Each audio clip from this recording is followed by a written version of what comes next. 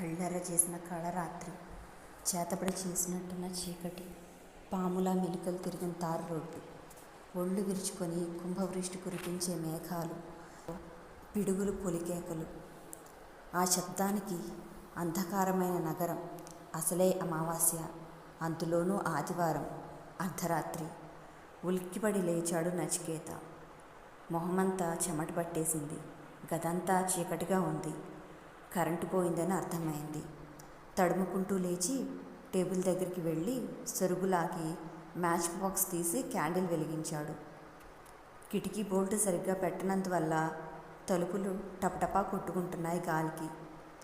కిటికీ రెక్కలు గట్టిగా వేయాలని కిటికీ దగ్గరికి వెళ్ళి రెక్కలు మూయబోయి అవతలి వైపు దృశ్యం చూసి స్థాణువయ్యాడు. కిటికీకి అవతలి వైపు గార్డెన్ ఉండాలి, కానీ అక్కడ ఉండాల్సిన గార్డెన్ లేదు. అదెలా సాధ్యం? క్యాండిల్కి చెయ్యి అడ్డం పెట్టి మరోసారి చూశాడు అనుమానంగా. దట్టమైన అడవి. తన ఇంటి ముందు అడవి ఉండడం ఏంటి? క్యాండిల్ తీసుకొని తన గదిలోంచి బయటికి నడిచాడు. రామయ్య! ఇంటి నౌకరు రామయ్యని పిలిచాడు. ఎప్పుడు పిలిచినా వెంటనే పలికే రామయ్య బదులివ్వలేదు. సోఫా దగ్గరికి వెళ్ళి చూస్తే రామయ్య లేడు. ఆ టైంలో తల్లిదండ్రులను నిద్రలేపడం ఎందుకని వరండా తలుపు తెరిచాడు. తలుపు తెరవడంతోనే రైమంటూ ఈదురుగాలి లోపలికి చొచ్చుకొని వచ్చి క్యాండిల్ని ఆర్పేసింది. కళ్ళు చిట్లించి చూసినా కానరాని కటిక చీకటి. జడలు విరబోసుకున్నట్టు అడవి. నచికేత గబగబా తడుముకుంటూనే తన గదిలోకి వెళ్ళి టార్చ్ లైట్ తీశాడు. అతను నడుస్తుంటే అతని వెనకే మరెవరో నడుస్తున్న చప్పుడు. అదంతా తన భ్రమేమో అనుకున్నాడు. టార్చ్ లైట్ వేసి ఆ టార్చ్ లైట్ వెలుగులో వరండాలో నుంచి బయటకు వచ్చాడు. ఎదురుగా అడవి. ఆశ్చర్యం, భయం ఏకకాలంలో కలిగాయి. తన ఇంటి ఎదురుగా రోడ్డు ఉండాలి, అటువైపు బిల్డింగ్ ఉండాలి. కానీ ఇది ఎలా సాధ్యం? ఒక్క రోజులో అంతా ఎలా మారిపోయింది? మెల్లగా 4 అడుగులు వేశాడు. దట్టమైన చెట్లు. టార్చ్ లైట్ ఫోకస్లో చూశాడు. దూరంగా చెట్ల మధ్య నుంచి టార్చ్ లైట్ ఫోకస్ అయిన మేర ఆ ప్రాంతంలో ఓ గెస్ట్ హౌస్. మరో 4 అడుగులు వేసి తన ఇంటి వైపున చూశాడు. తనిల్లులానే ఉంది. తన ఇంటి ముందు మాత్రం అడవి. ఆ అడవి మధ్యలో కనిపించే గెస్ట్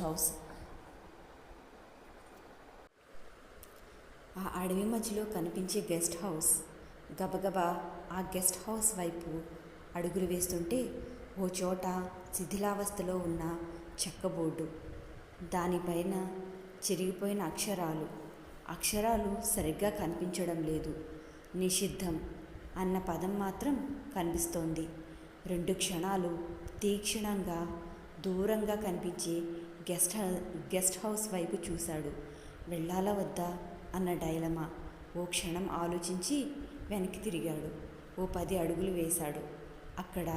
అక్కడ ఉండాల్సిన తన ఇల్లు లేదు. చుట్టూ అడవి. ఇల్లు మాయమైందా? ఎలా? ఇప్పుడేగా తన ఇంట్లో నుంచి వచ్చింది. ఎలా మాయమైంది? ఏంటి విచిత్రం? ఏమవుతుంది తనకి? అప్పుడు సరిగ్గా భయంతో బిగుసుకుపోయాడు. గుండె వేగం రెట్టింపయింది. మరోసారి అనుమానంగా టార్చ్ లైట్ను సరిగ్గా ఫోకస్ చేసి చూశాడు. తను 4 అడుగులు వేస్తే అడవి వచ్చింది. ఇప్పుడు 10 అడుగులు వేసినా తన ఇల్లు రావడం లేదు. వెంటనే మరింత వేగంగా నడవసాగాడు. అలా ఎంతసేపు నడిచాడో అతనికే తెలియదు. అయినా తన ఇల్లు రాలేదు. అప్పుడు అతని భుజం మీద చేయి పడింది. చిన్న కేక అతని గొంతులో నుంచి బయటకు రాకముందే లబ్డబ్ మీ గుండె చప్పుడు వినిపిస్తోంది. గెస్ట్ హౌస్ తలుపులు తెరుచుకుంటున్నాయి. Beware. నచికేత వణికిపోయాడు. తన భుజం మీద పట్ట చేయి ఎవరిది? అతనికి 4 రోజుల క్రితం చూసిన హారర్ సినిమా గుర్తొచ్చింది. హీరో భుజంపై చేయి వేస్తుంది ఈవిల్. హీరో వెనక్కి తిరిగి చూడగానే ఈవిల్ మొహం వికృతంగా మారుతుంది. కనుగుడ్ల స్థానంలో గుంటలు. తల గిర్రున వేగంగా తిరుగుతూ ఉంటుంది. ఇప్పుడు తన పరిస్థితి అంతేనా? అతనికి ఏం చేయాలో తోచడం లేదు. అంతా అయోమయంగా ఉంది. తన ఇల్లు మాయమవ్వడం ఏంటి? తన ఇంటి ముందు ఈ గెస్ట్ హౌస్ ఉండడం ఏంటి? ఆ అడవిలో గెస్ట్ హౌస్ ఏంటిదంతా? భయంతో కళ్ళు గట్టిగా మూసుకున్నాడు. ఒక్కసారిగా సుడిగాలి అప్రయత్నంగానే నచికేత గొంతులోంచి పెద్ద కేక వెలువడింది. ఉలిక్కిపడి కళ్ళు తెరిచాడు నచికేత. ఎదురుగా నౌకరు రామయ్య. తన మొహంలోకి ఆదుర్దాగా చూస్తూ నలువైపులా చూశాడు నచికేత. అది తన గదే. లైటు కాంతిలో గదిలోని ప్రతి మూల స్పష్టంగా తెలుస్తోంది. కళ్ళు నలుపుకొని మరీ చూశాడు. అడవి లేదు, గెస్ట్ హౌస్ లేదు. ఒక్క ఉదుటను లేచి కిటికీ దగ్గరికి వెళ్ళి కిటికీ తలుపు తెరిచి చూశాడు అనుమానంతో. ఎదురుగా లాన్స్, పూల చెట్లు, ఏమీ మార్పు లేదు. హాల్లోకి వచ్చి మెయిన్ డోర్ తీశాడు.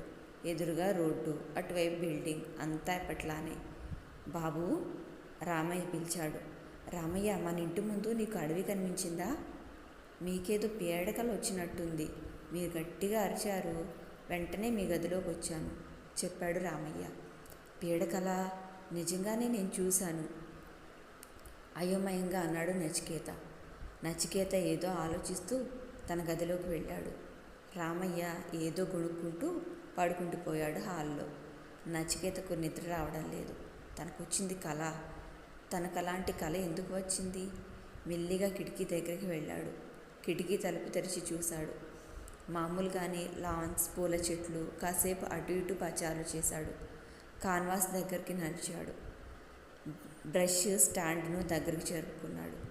దానిలోంచి బ్రష్ తీశాడు. అతని చేతిలోని బ్రష్ కాన్వాస్ మీదికి చేరింది. ఒక్క క్షణం కళ్ళు మూసుకున్నాడు.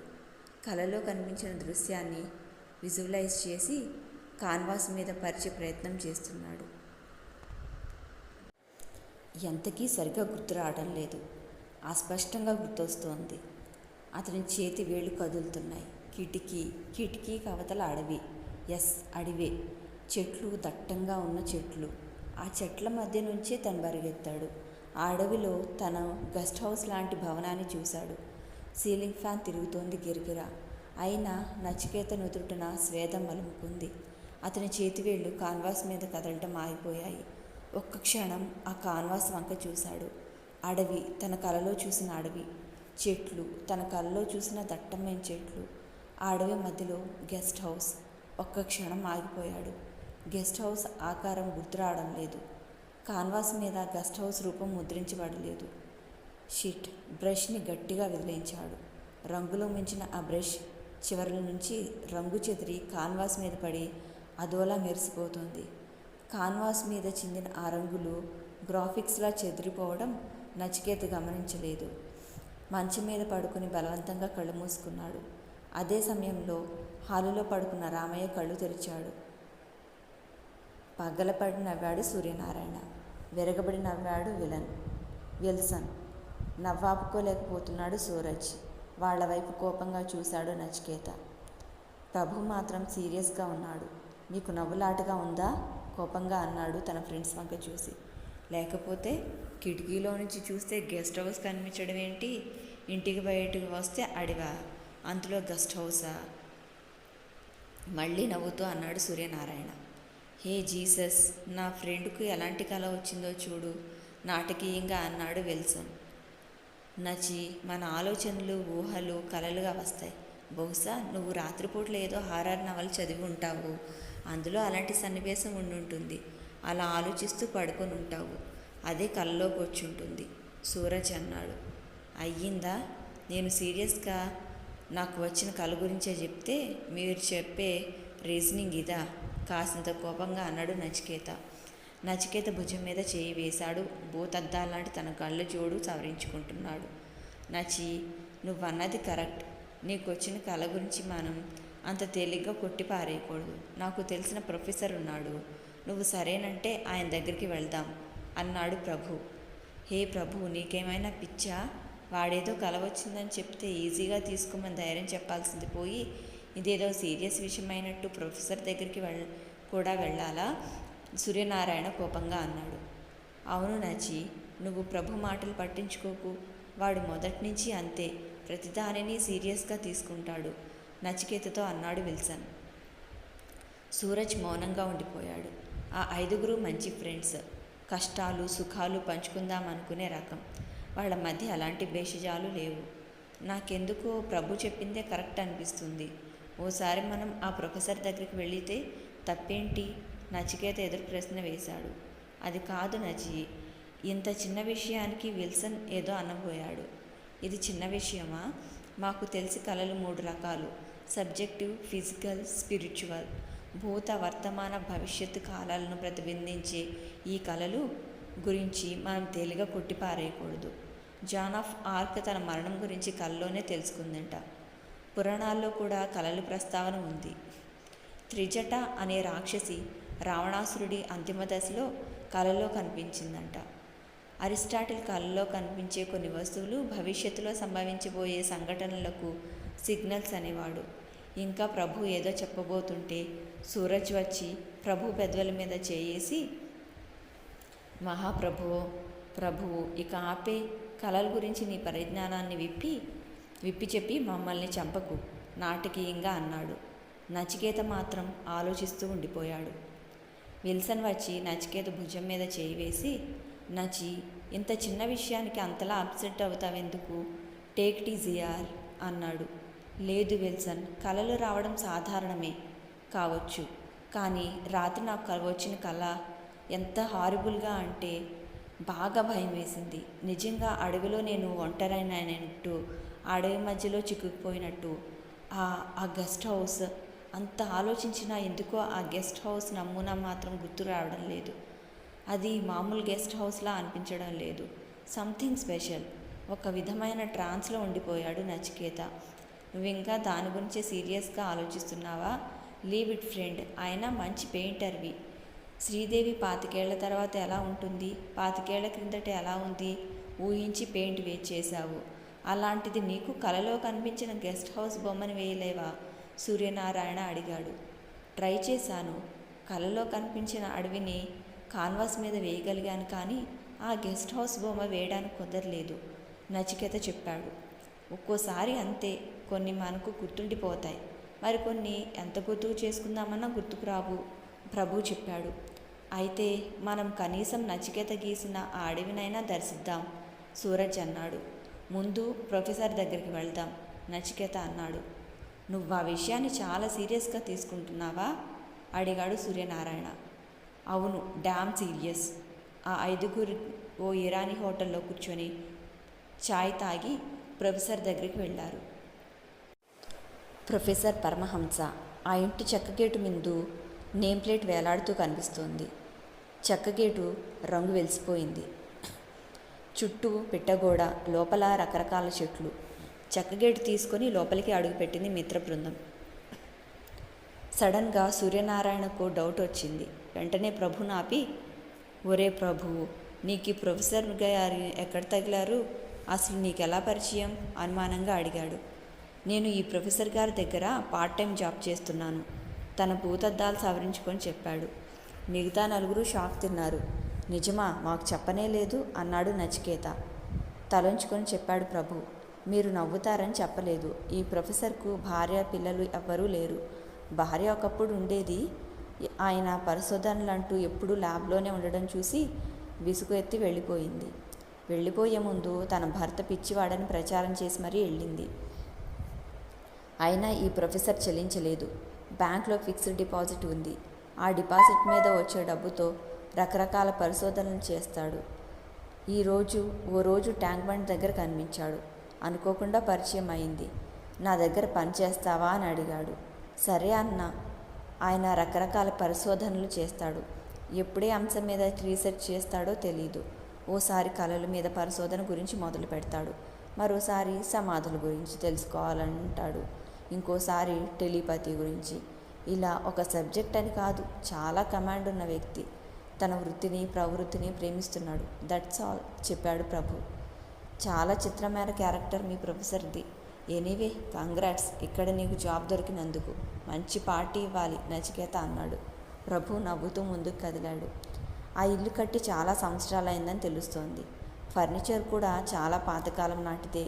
చెక్క కుర్చీలు, నక్షి చెక్కిన టీపాయి, కేన్ చైర్స్. ఇది గది గోడలకు రకరకాల బొమ్మలు వేలాడదీసి ఉన్నాయి. సైన్స్, జాగ్రఫీ నుంచి తాజ్మహల్ వరకు. అడుగుల శబ్దం విని 4 లేచారు. ప్రభు లోపలికి వెళ్ళి తన ఫ్రెండ్స్ వచ్చిన విషయం చెప్పడంతో ప్రొఫెసర్ వచ్చాడు. 55 సంవత్సరాల వయసు అతనిది. పట్టతల, కళ్ళజోడు, స్టైల్గా పైప్ పీలుస్తూ వీళ్ళ దగ్గరికి వచ్చాడు. గుడ్ మార్నింగ్ జెంటిల్మ్యాన్, నాకు ప్రభు అంతా చెప్పాడు. ప్లీజ్ కమ్ ఇన్ అంటూ లోపలికి దారి తీశాడు. విచిత్రమైన వ్యక్తిలా ఉన్నాడు. తన ఫ్రెండ్స్కు మాత్రమే వినిపించేలా కామెంట్ చేశాడు విల్సన్. నలుగురు లోపలికి వెళ్ళారు. ప్రొఫెసర్ పరమహంస గెటప్ కూడా గమ్మత్తుగా ఉంది. ప్యాంట్ ఓ కలర్, దాని మీద వేసుకున్న కోటు మరో కలర్. ఆ సూటు చాలా పాతదని, చాలా ఏళ్ల క్రితందని అర్థమవుతూనే ఉంది. లోపల పెద్ద టేబుల్, ఆ టేబుల్కు అటువైపు పాతకాలం నాటి రివాల్వింగ్ చైర్. దానిలో కూర్చున్నాడు. టేబుల్ మీద గాజు బీకర్లున్నాయి. ఎదురుగా ఉన్న ర్యాక్స్లో సైన్స్ ఫిక్షన్, క్రిమినాలజీకి సంబంధించిన బోల్డ్ బుక్స్ ఉన్నాయి. మీలో మిస్టర్ నచికేత ఎవరు? నచికేత తనేనన్నట్టు చెప్పాడు. వెల్,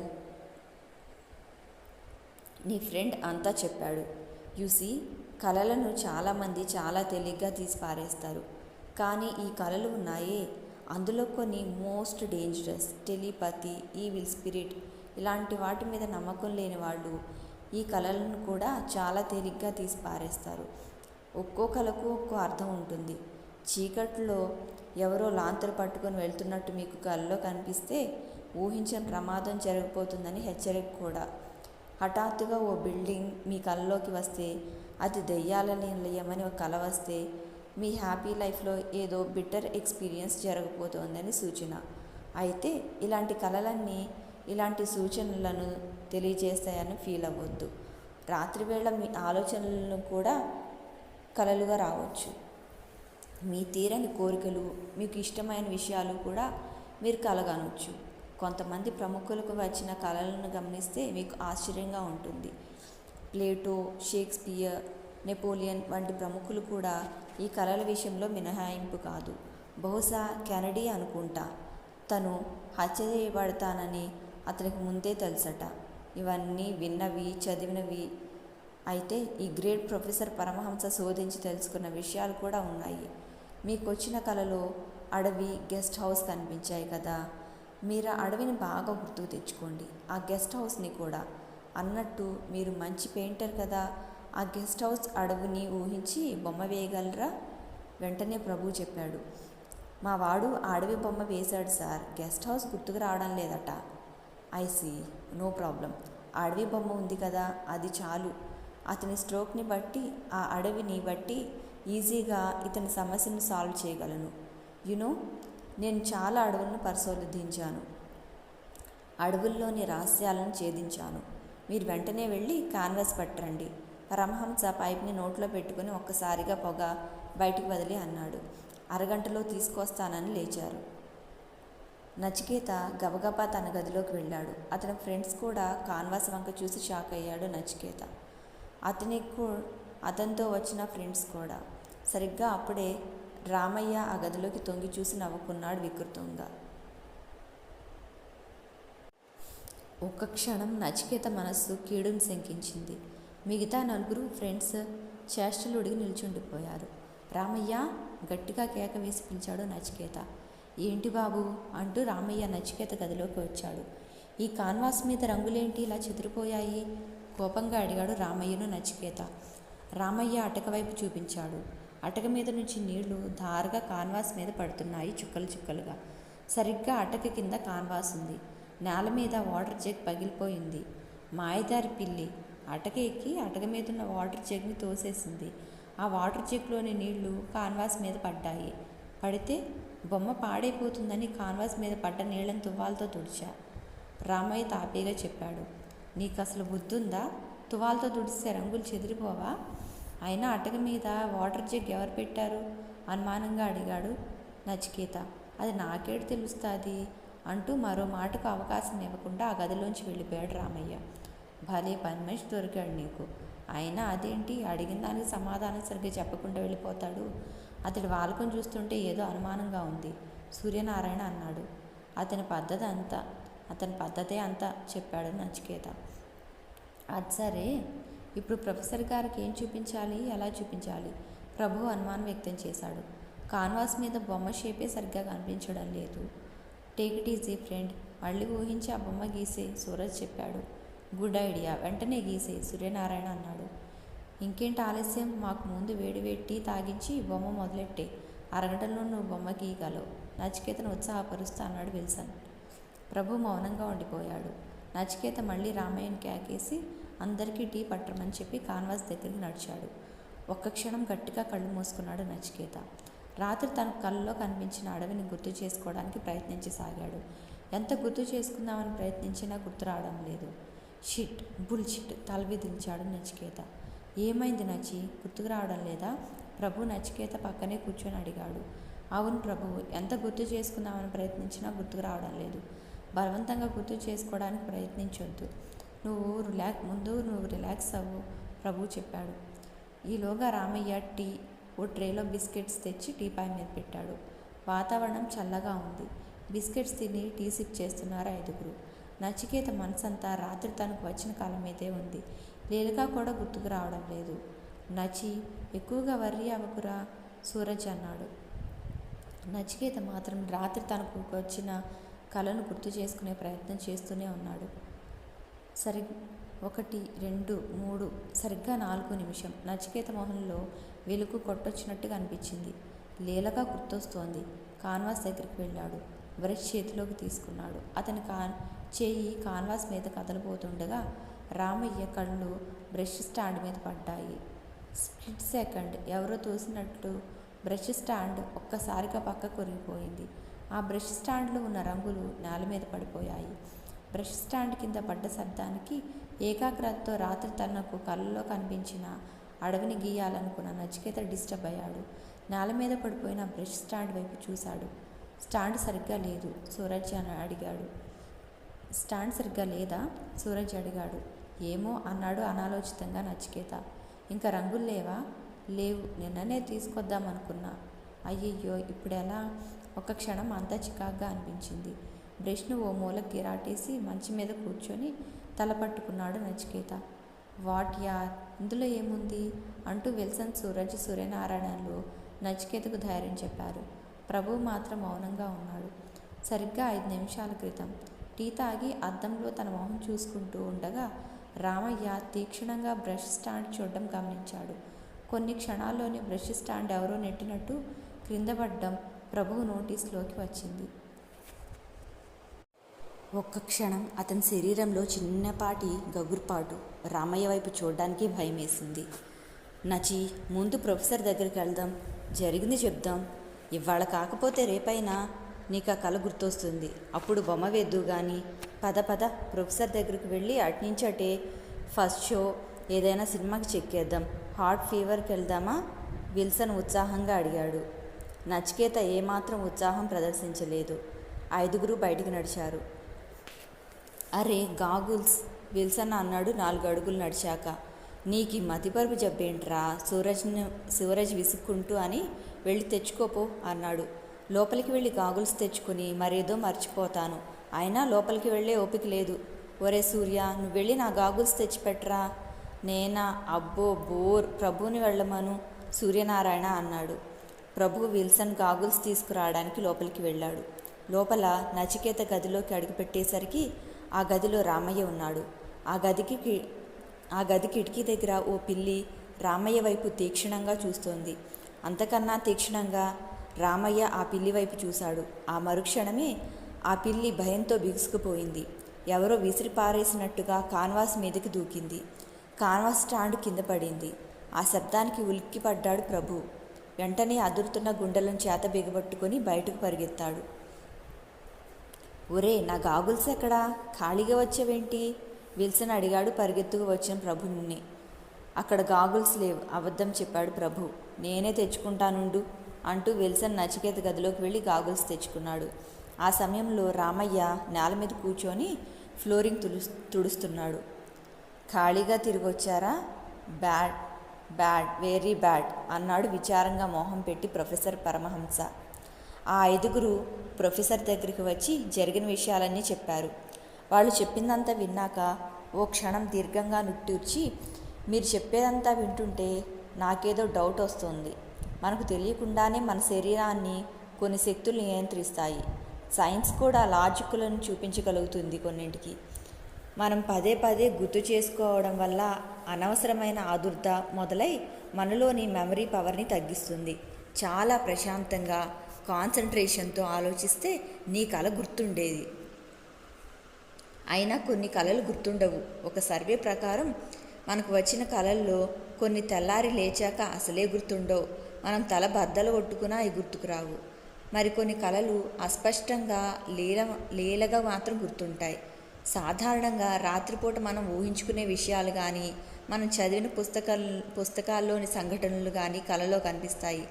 అయితే ఆ పుస్తకాల్లోని సంఘటనలు కానీ కలల్లో కనిపిస్తాయి. అయితే ఆ పుస్తకాల్లోని సంఘటనలు మన జీవితంలో జరిగినట్టే కలలో వస్తాయి. హాలండ్లో జోప్రాస్చర్ అనే వ్యక్తికి ఎవరో ఓ వ్యక్తి తనను తరచూ తరుముతున్నట్టు కల వచ్చేది. ముందు అతను చాలా తేలిగ్గా తీసుకున్నాడని విషయాన్ని. తర్వాత కలలో ఆ తరిమే వ్యక్తి చెలరేగిపోయాడు. నా మాటలను లక్ష్య పెట్టనందున నిన్ను చంపడం గ్యారంటీ అని కలలో హెచ్చరించేవాడు. జోప్రాస్చర్ కంగారు పడి ఓ ప్రొఫెసర్ని కలుసుకున్నాడు. ఆ ప్రొఫెసర్ ఆ కల విని నవ్వి, కలలకు భయపడితే అలా అంటూ తేలిగ్గా నిట్టూర్చాడు. కానీ ఆ రోజు రాత్రి ఆ ప్రొఫెసర్ హత్యకు గురయ్యాడట. అతన్ని ఎవరు చంపారో తెలియదు. కానీ ఓ వ్యక్తి తరిమి చంపినట్టు పోలీసులు తమ పరిశోధనలో తేల్చారు. ఆ విషయం తెలిసిన జోప్రాస్చర్ వణికిపోయాడు. చర్చికి వెళ్ళి ప్రార్థనలు చేశాడు. విచిత్రంగా ఆ రోజు నుంచి అతనికి అలాంటి భయంకరమైన కల రాలేదు. కానీ ఆ ప్రొఫెసర్ చనిపోయాడు. జోప్రాస్చర్ ఈ విషయాన్ని ఎవరికీ చెప్పలేదు. తన చివరి దశలో ఈ కల వచ్చిన ప్రొఫెసర్ చనిపోయిన 40 సంవత్సరాల తర్వాత ఈ విషయాన్ని బయటపెట్టాడు. బ్యాంకాక్లో రాయల్ బెంజా హోటల్లో డిన్నర్ తీసుకుంటున్నప్పుడు మిసెస్ జెఫర్సన్ పరిచయమైంది. ఆవిడ భర్త జెఫర్సన్ ఓ ప్రొఫెసర్ అని తర్వాత తెలిసింది. అతను కలల గురించి వాటి లక్షణాలకు తీవ్రత గురించి రీసెర్చ్ చేశాడట. అతనికి 60 ఏళ్లుంటాయి. చాలా తమాషా మనిషి అతను. ప్రతి మాటకు ముందు భుజాలెగరేసి విచిత్రంగా మాట్లాడతాడు. అతని ఇంగ్లీష్ చాలా ఫాస్ట్గా ఉంటుంది. అక్కడక్కడ జర్మన్ పదాలు మిక్స్ అయినట్టు అనిపిస్తాయి. జోప్రాస్చర్ విషయం అతనే చెప్పాడు. దానికి సంబంధించిన డీటెయిల్స్ మరుసటి రోజు అందిస్తానని చెప్పాడు. అప్పటికే బ్యాంకాక్ జర్నీకి ఎక్కువ రోజులు కేటాయించడం, గెస్ట్ హౌస్ల గురించి ఎంక్వైరీ చేయడం వల్ల తిరిగి సింగపూర్ వెంటనే వెళ్లాల్సి ఉన్నందువల్ల జెఫర్సన్ని కలవడం కుదరలేదు. Thanks to mister Jefferson. So my dear boys, కలలను తక్కువగా అంచనా వేయొద్దు. ఎనీవే మిస్టర్ నచికేత, ఇవాళ హాయిగా నిద్రపో. This is my visiting card. నీకేమైనా అసిస్టెన్సీ కావాల్సి వస్తే ఎనీ టైం నన్ను కాంటాక్ట్ చేయొచ్చు. అన్నట్టు మనం తరచూ కలుస్తూ ఉండటం మంచిది అన్నాడు ప్రొఫెసర్ పరమహంస. సూర్యనారాయణ, సూరజ్, విల్సన్లు అసహనంగా గడియారం వంక చూసుకున్నారు. ఫస్ట్ షో సినిమాకు వెళ్లాలనే ప్లానింగ్ మీద ఉన్నారు వాళ్ళు. మోచేత్తో నచికేత నడుం మీద పొడిచాడు విల్సన్. నచికేత లేచి చేతులు జోడించి, మేం వెళ్తాం ప్రొఫెసర్ అన్నాడు. ఓకే, ఆల్ ది బెస్ట్ అన్నాడు ప్రొఫెసర్. మిగతా ముగ్గురు లేచారు. ప్రభు, నువ్వు రావడం లేదా అన్నాడు సూరజ్. ప్రభు అలానే ఉండిపోవడం చూసి తల అడ్డంగా ఊపాడు ప్రభు, తను రానన్నట్టు. అదేం కుదరదు, అందరం వెళ్లాల్సిందే సూర్యనారాయణ అన్నాడు. అంతే, సూరజ్ బలపరిచాడు. లేకపోతే మనీషా కొయిరాల బాధపడుతూ విల్సన్ అన్నాడు. మనీషా కొయిరాల బాధపడడం ఎందుకు? సూరజ్ అనుమానంగా విల్సన్ మొహంలోకి చూస్తూ అన్నాడు. ఎందుకంటే ఏమని చెప్పను, నానా పటేకర్తో చెడినందుకు కావచ్చు, బాయ్ ఫ్రెండ్ హుసేన్ హ్యాండ్ ఇచ్చినందుకు కావచ్చు కోపంగా అన్నాడు సూర్యనారాయణ. నీకేమైందిరా విల్సన్ సూర్యనారాయణను అడిగాడు. అయింది నాకు కాదు, నీకు. నీ మతిమరుపుతో చేస్తున్నాం. అయినా ఎక్కడికైనా బయలుదేరే ముందు సినిమా పుస్తకాలు చదివితే చంపేస్తాం. నీకు అసలు మతిమరుపు. దానికి తోడు అంత క్రితం చదివిన పుస్తకంలోని విషయాలు గుర్తుంటాయి. అయినా ఆ ప్రొఫెసర్ గారు టేబుల్ మీద ఉన్న స్టార్ డస్ట్ ఎవరు చదవమన్నారు? మన సినిమాకి వెళ్ళాలన్న విషయం మర్చిపోయి మనీషా కొయిరాలా అంటున్నావు. పద టైం అయింది అన్నాడు కోపంగా సూర్యనారాయణ. ఆ నలుగురు సినిమాకు బయలుదేరారు. ప్రభు, మీ ఫ్రెండ్స్ అంతా వెళ్ళినట్టేనా అడిగాడు ప్రొఫెసర్ పరమహంస. వెళ్ళిపోయారు సార్ అన్నాడు ప్రభు. సరే, డోర్స్ అన్నీ క్లోజ్ చేయి, చెక్క గేటుకు తాళం వేసి చెప్పాడు ప్రొఫెసర్. ప్రొఫెసర్ చెప్పినట్టు చేశాడు ప్రభు. వెరీ గుడ్, చెప్పిన పని చెప్పినట్టు చేస్తావు. ఇప్పుడు మెయిన్ డోర్ కూడా బోల్ట్ వేసి నా ల్యాబ్లోకి పద. ల్యాబ్లో డెడ్ బాడీ ఉంది, మార్చిరీ నుంచి తెప్పించాను. ఆ డెడ్ బాడీతో ఈ రాత్రంతా గడిపి మన అనుభవం రికార్డ్ చేయాలి. అంటూ ల్యాబ్ డోర్ తెరిచాడు. వెన్నులోంచి పెట్టుకొచ్చింది ప్రభుకు. ల్యాబ్లో పెద్ద బల్ల మీద ఐస్ క్యూబ్స్ మీద డెడ్ బాడీ. ప్రభు భయంతో వెనుకపోతున్నాడు. ప్రొఫెసర్ పరమహంస చాలా సీరియస్గా డెడ్ బాడీ వంక చూస్తున్నాడు. ఐస్ కరిగిపోతోంది.